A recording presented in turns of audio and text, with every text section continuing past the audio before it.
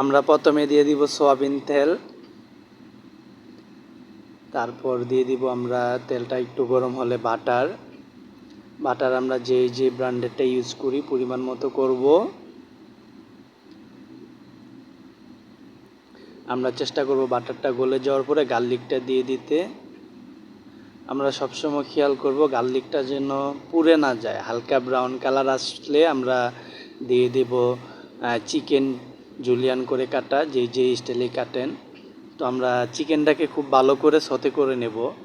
কুকটা যদি তেলে করা হয় ভালোভাবে তাহলে টেস্টটা খুব ভালো আসবে।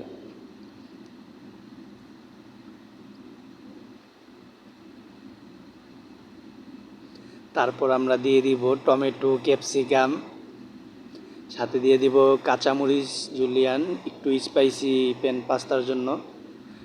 ওহো, আমার ক্যামেরাম্যান আসলে সত্যি কথা বলতে খুব ভয় পেয়ে গেছিল আগুন দেখে। তো কোনো ব্যাপার না, আমরা খুব ভালো করে চিকেনটাকে ভেজিটেবলটাকে সতে করে নেব। চিকেনটা সতে করা শেষ হয়ে গেলে দিয়ে দিব আমরা সস। আমি আরেকটা কথা বলে রাখি, এটা যে স্টাইলে বানায়, তো এই সসটা আমি আমার পার্সোনাল রেসিপি, সিক্রেট রেসিপি, আমার আরেকটা ভিডিওতে এই সসটার ভিডিও আপনাদেরকে দেব, আমার ওই ভিডিওটা দেখে আসতে পারেন।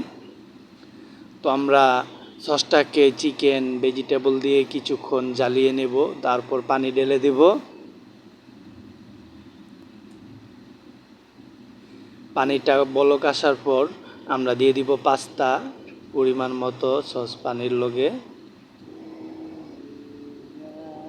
তো পাস্তাটা দিয়ে আমরা কুক করে নেব। পানিটা যখন শুকিয়ে আসবে আমরা খুব সতর্কভাবে থাকবো নিচে যেন লেগে না যায়, পুরা গন্ধ হয়ে গেলে আর ভালো লাগবে না।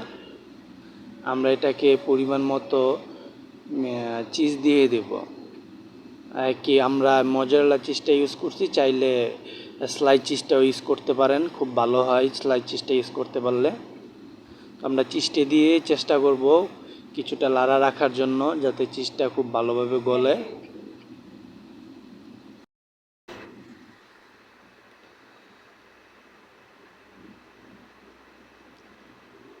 আমি আবারও বলছি, পাস্তাটা চিজটা দেওয়ার পরে খুব লাড়ার উপরে রাখতে হবে যাতে নিচে না লেগে যায়।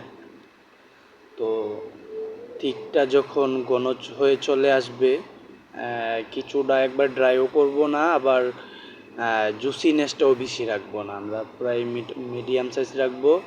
আবার ওভেন বেক পাস্তা, যার কারণে ওভেনে দিলে সসটা আরেকটু টেনে যায়। তো আমরা এদিকে খুব সতর্ক থাকবো। আস্তে আস্তে আমার এই যে পাস্তার ঠিকটা চলে আসছে।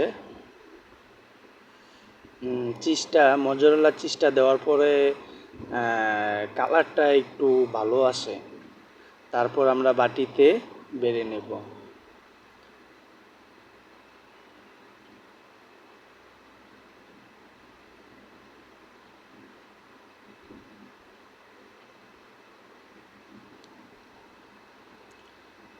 বাটিতে নেওয়া হয়ে গেছে, আমরা উপরে দিয়ে দিব মজরেলা চিজটা চারিদিকে সমান করে দেব, পরিমাণ মতো দেব। আমরা খেয়াল করব চারিদিকে যাতে পাস্তাটা সমানভাবে পড়ে, তাহলে চিজটা সুন্দরভাবে গলে উপরে চলে আসবে ডাইস।